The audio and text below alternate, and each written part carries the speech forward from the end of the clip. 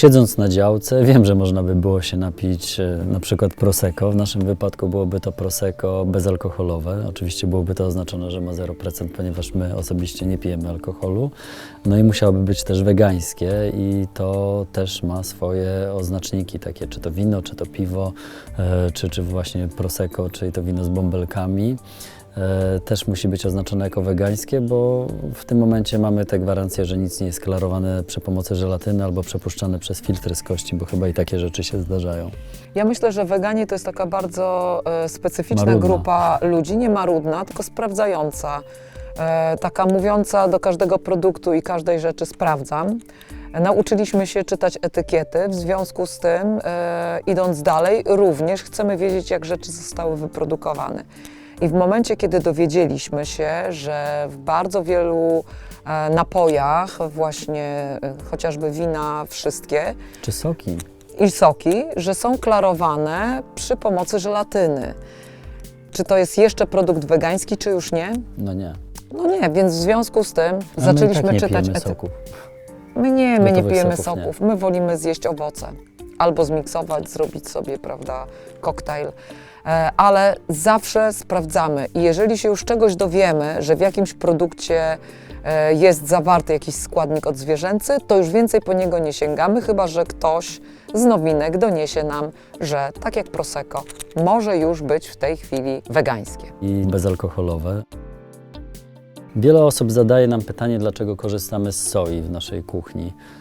Wiele osób co my straszy, że soja jest odpowiadamy? modyfikowana, że jest to niebezpieczne, że rosną cycki, że facetom...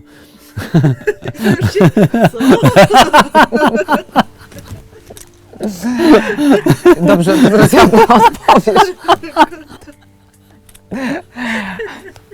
W krajach azjatyckich... Dobrze, że Cicho, dodałem, cicho. że facetom. Tak, dobrze. W krajach azjatyckich, gdzie je się soję, korzysta się bardzo dużo z tofu. Jakoś nie widziałam mężczyzn z miseczką D. Chyba, że po pandemii. Ale na przykład w krajach, gdzie się je wszystkiego za dużo, często można widzieć, że jest miseczka D, a oprócz tego tutaj jeszcze jakaś miseczka Z. Więc w związku z tym ja myślę, że to nie soja jest powodem, dla których robią się zmiany hormonalne, bo ile trzeba byłoby tej soi zjeść w ciągu dnia, żeby naprawdę nam zmieniło to system hormonalny, żeby te hormony zaczęły nam dokuczać. Pewnie trzeba by było wypić 10 litrów mleka sojowego dziennie, zjeść 2 kg soi, albo kilogram, albo i więcej tofu. Nikt takich fur tofu nie jada. Jada się różnorodnie, jada się zdrowo i trzeba pamiętać o tym, że soja ma bardzo dużo różnych mikroelementów, witamin, że jest Tak jak też zdrowa, inne antynowotworowa, a nie tak jak niektórzy próbują twierdzić, że właśnie powoduje nowotwory. My ani Tylko sprawdzamy, żeby była soja niemodyfikowana genetycznie. My ani w swojej kuchni nie jadamy na co dzień tylko soi, ani nie jadamy grochu, ani ciecierzycy. Po prostu mieszamy to od czasu do czasu jedno albo drugie. Jeśli chodzi o korzystanie soi w naszej kuchni, to wykorzystujemy na przykład kotlety sojowe. W ich składzie jest odtłuszczona mąka sojowa i w sumie tyle. Jest to produkt w jakimś sensie przetworzony, ale zmiłujmy się, nie jadamy tego na co dzień furami, tonami i nie jest to jedyny produkt, który jadamy. To po prostu poprawia nam tak humor, pokazuje, że możemy się bawić właśnie w te różne odmięsne rzeczy i że lubimy zaskakiwać ludzi. Nie korzystamy w naszej kuchni z sejtanu, który ma podobne właściwości, też wygląda jak mięso, ponieważ jest to czysty gluten, a my jesteśmy w 100% bezglutenowi i bezpieczni dla celiaków.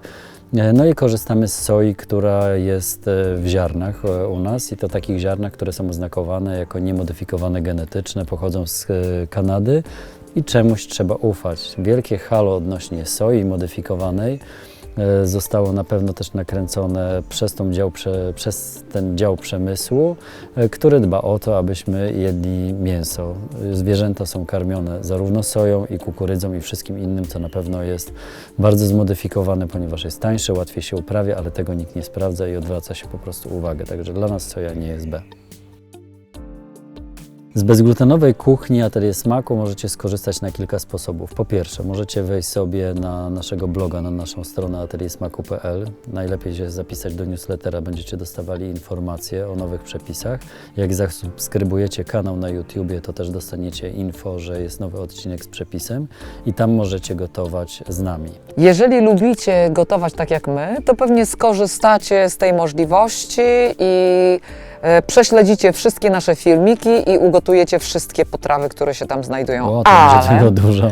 Ale oczywiście zdajemy sobie z tego sprawę, że są tacy, którzy nie lubią gotować. Wielokrotnie się okazywało, że ktoś, kto przychodził do nas na warsztaty, przychodził po to, żeby popatrzeć, jak to się robi, A potem lądował a w potem naszych pytał, bistrodelikatesach. a potem pytał, gdzie to można kupić. Więc jeżeli nie lubicie gotować, to prawie wszystkie z tych dań możecie dostać w naszych Ja bistrodelikatesach. myślę, że te proporcje są inne. Na YouTubie i na blogu kulinarnym są również te przepisy, które są recepturami w Atelier Smaku. O, zarówno dania na blogu kulinarnym Atelier Smaku, jak i w bistrodelikatesach nie zawierają ani glutenu, nawet w śladowych ilościach, ani żadnego produktu odzwierzęcego. Są bezpieczne dla celiaków. Każdy z gotowych produktów ma swój własny znak przekreślonego kłosa z odpowiednim numerem.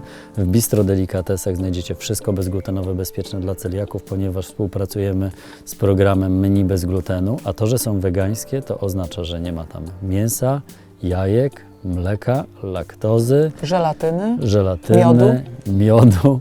Także wszystko jest czyste od tych rzeczy, więc zapewniamy tutaj bezpieczeństwo dla tych, którzy mają różne nietolerancje i alergie.